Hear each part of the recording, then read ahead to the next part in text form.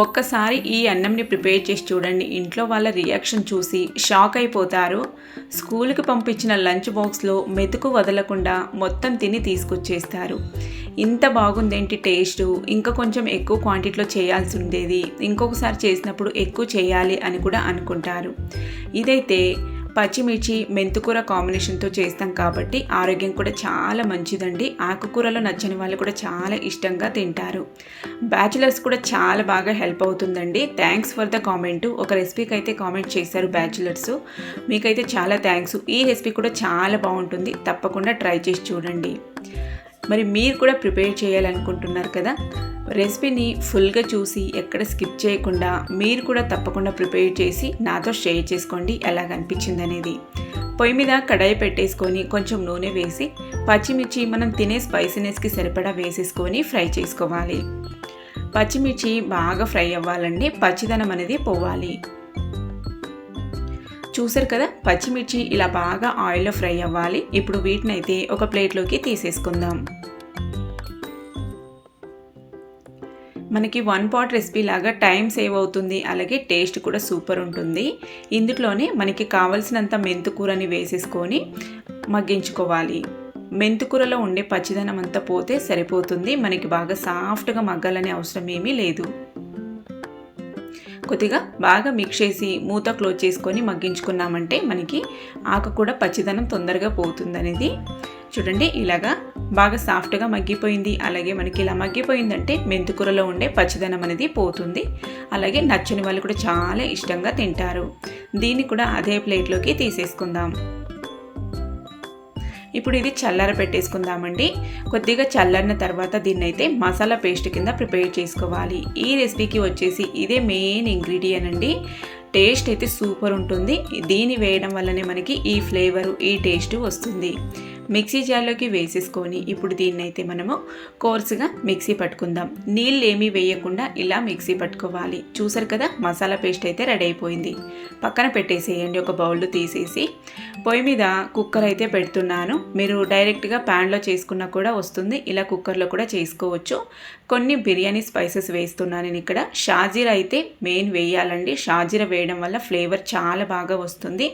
లేదంటే ఇంకా ఆప్షనల్ ఏం చేయలేము. జీలకర్ర అయితే యాడ్ చేసుకోండి. మరాఠీ మొగ్గు, అలాగే బిర్యానీ ఆకు, దాల్చిన చెక్క, కొన్ని లవంగాలు ఇవన్నీ వేసుకొని ఉల్లిపాయలని స్లైసెస్ లాగా కట్ చేసి వేసేసి కొద్దిగా మగ్గిన తర్వాత స్పైసెస్ అయితే వేసుకోవాలి. అల్లం వెల్లుల్లి పేస్టు, పసుపు, ఉప్పు వేసి బాగా మిక్స్ చేసుకోండి.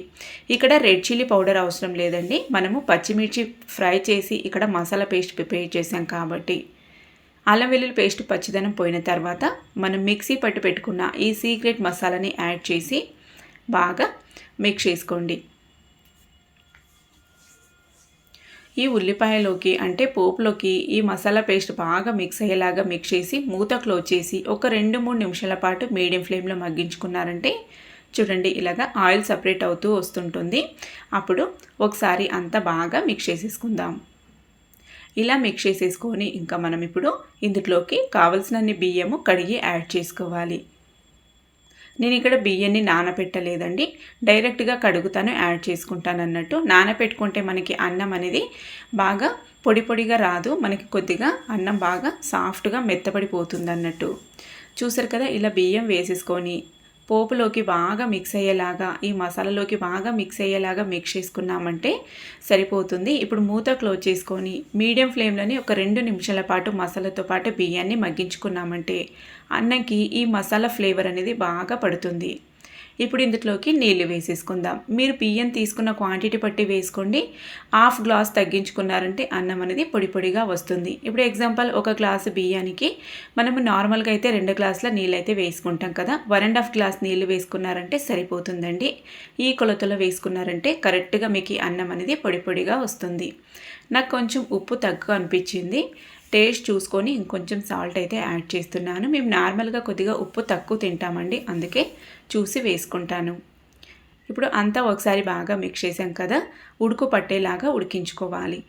ఇలా ఉడుకు పట్టిన తర్వాత సన్నగా కట్ చేసిన కొత్తిమీర తురుము ఒక గుప్పెడంతా వేసుకొని అంతా ఒకసారి బాగా మిక్స్ చేసుకొని మనము నెయ్యి ఫ్లేవర్ నచ్చే వాళ్ళు ఉంటే నెయ్యి పడుతుంది మీకు తిన్నా కూడా ఏం ప్రాబ్లం రాదు అనుకుంటే కనుక 1 టీ స్పూన్ నుంచి 1.5 టీ స్పూన్ దాకా యాడ్ చేసుకోండి. నెయ్యి ఫ్లేవర్తో కూడా ఇంకా బాగుంటుంది. నేనైతే నెయ్యి వేయట్లేదండి. బాగా మిక్స్ చేసి మూత అయితే క్లోజ్ చేసి ఇప్పుడు మనం ఇక్కడ 1 విజిల్ లేదంటే 2 విజిల్ లాస్ట్ అంటే నేను 2 విజిల్ వచ్చేంత వరకు ఉడికించాను. చూసారు కదా, అన్నం అయితే చక్కగా మనకి మంచి కలర్తో డిలీషియస్గా రెడీ అయిపోయిందండి. చూడగానే నచ్చేస్తుంది, చూడగానే తినాలనిపిస్తుంది, అంత బాగా అనిపిస్తుంది. అన్నం కూడా చూసారు కదా ఎంత పొడి పొడిగా వచ్చిందో. ఇది వేడివేడిగా ఉన్నంగానే మీకు చూపిస్తున్నానండి. కొద్దిగా చల్లారిందంటే ఇంకా బాగా చక్కగా పొడి పొడిగా వస్తుంది. ఇప్పుడు నేనైతే ఈరోజు మాకి మధ్యాహ్నం లంచ్లోకి ఈ రెసిపీ అయితే ప్రిపేర్ చేశాను. మా పిల్లలు ఇద్దరికి లంచ్ బాక్స్కి, మా హస్బెండ్కి లంచ్ బాక్స్కి అయితే పెడుతున్నాను. టేస్ట్ అయితే సూపర్ ఉంటుందండి. దీనికి కాంబినేషన్గా ఏమీ అవసరం లేదు. కావాలంటే పెరుగు రాయితా తీసుకోవచ్చు, లేదంటే ఇంకేమీ అవసరం లేదు. అంతే ప్లెయిన్గా తినేయొచ్చు. మరి మీరు కూడా తప్పకుండా ప్రిపేర్ చేసి మీకు ఎలాగనిపించిందో మీ ఒపీనియన్స్ని నాతో షేర్ చేసుకోవడం మాత్రం మర్చిపోకండి. ఈ రెసిపీ గురించి ఇంకేమైనా డౌట్స్ ఉన్నా కూడా రండి కామెంట్ బాక్స్లో మాట్లాడుకుందాం. ఏమున్నా క్లియర్ చేసుకుందాం. నెక్స్ట్ మళ్ళీ ఒక హెల్దీ రెసిపీతో కలుద్దాం. బాయ్.